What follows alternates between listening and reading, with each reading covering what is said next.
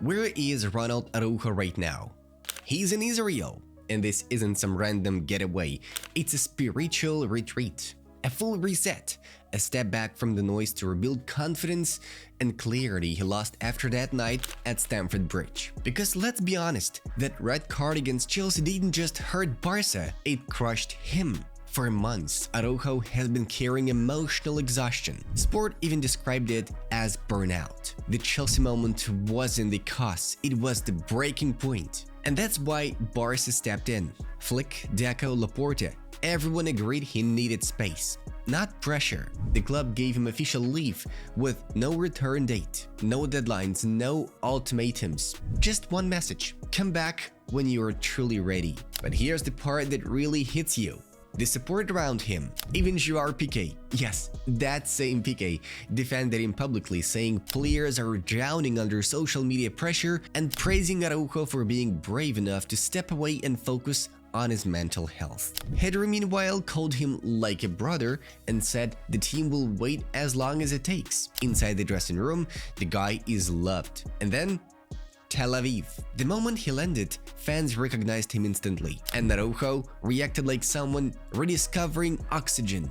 Calm, smiling, taking selfies, laughing with people who treated him with nothing but respect. For someone the media painted as broken, he looked more alive than he had in weeks. Multiple reports say he went to Israel to visit holy and historical sites, a symbolic reset, a place to breathe far away from the chaos of Barcelona. That wasn't a holiday, it was therapy, a spiritual and emotional cleanse for a player who has given everything and finally hit his limit. Barca knows how important he is. We all do, and that's why this matters. Let him recharge, let him breathe, because when Araujo comes back, and he will come back, it'll be the version we'll love the most. Unbreakable, uncompromising. Our defense later reborn. The story around Ronald Araujo's trip to Tel Aviv took a new turn after a tweet from journalist Leila Hammett. She questioned his choice of destination for a spiritual break, noting that the region is going through a difficult and sensitive moment. Her post quickly went viral and pulled Araujo into a broader discussion he clearly never intended to be part of. What's important is this: Araujo traveled to Israel purely for personal reasons, to reset mentally after a tough period. The club officially approved his leave. He has made no public statements and hasn't commented on the situation in the region. But one viral tweet added a new layer to the story, and suddenly the player found himself in the middle of a conversation that has nothing to do with football. Meanwhile, his only goal is to find some peace and recover. And to the next one, Opta just hit coolest with a reality check. Their supercomputer predicts Barca will finish 10th in the Champions League phase, outside the top 8 even, meaning even 2 wins against Slavia and Copenhagen might not guarantee a direct spot in the round of 16. Yes, the team bounced back with a crucial 2-1 win over Eintracht after the disasters versus Chelsea, PSG and Brugge, but the math is brutal. Barca currently have 10 points. Winning both remaining games would give them 16, a total that was enough last season. But this year, Opta says, No!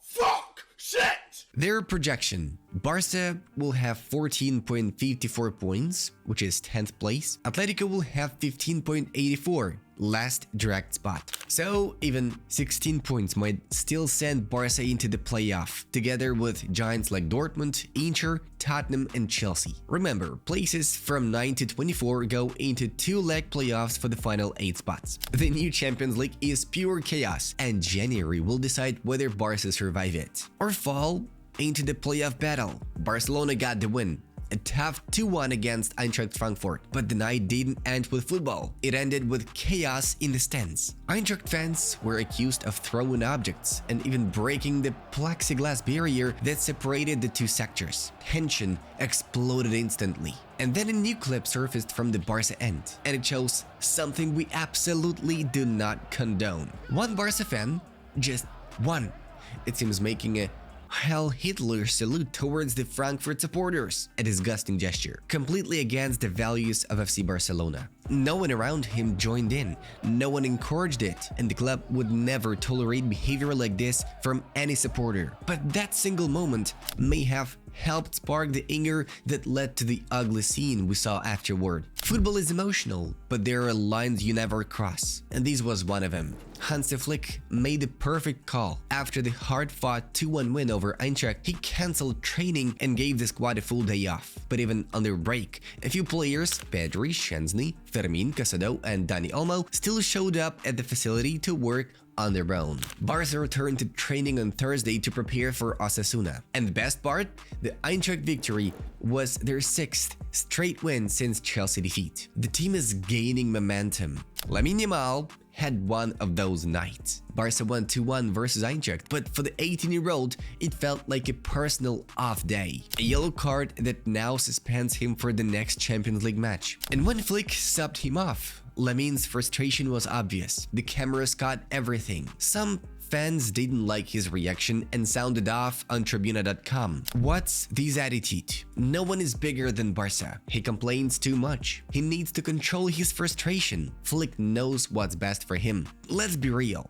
Lamine is 18, insanely ambitious, and expects to impact every game. His frustration wasn't arrogance, it was the reaction of a young competitor who wasn't happy with his own performance. Barça got the win. Lamine didn't have his best night. Now it's about learning, respecting, and coming back stronger. And coolest, we all know he will. Lamine Yamal can't go a single week without headlines. And this time, it's not even about football. Spanish journalist Pepe Estrada has once again gone off, making dramatic claims about the 18-year-old Barca star, mixing comments about his lifestyle with opinions delivered as if he's talking about an ex-lover. Yes, it's weird, and it gets even weirder. Estrada literally said, "I've fallen out of love with Lamine. I don't even like the way he walks. He used to dazzle me, now he doesn't." And he keeps going. Lamine floats and has lost his passion. Defenders have supposedly figured him out. He can't beat anyone anymore. And the wildest part? Estrada claims that by the age of 22, Lamine won't even be at Barca anymore. In simple terms, he's creating drama where there is none. Now let's talk reality, coolest. Lamine is 18. He's playing at an insane level. He's already one of the most dangerous players in the Champions League. He's navigating pressure, media noise, expectations, criticism, all while still deciding games for Barca. As for journalists being disappointed,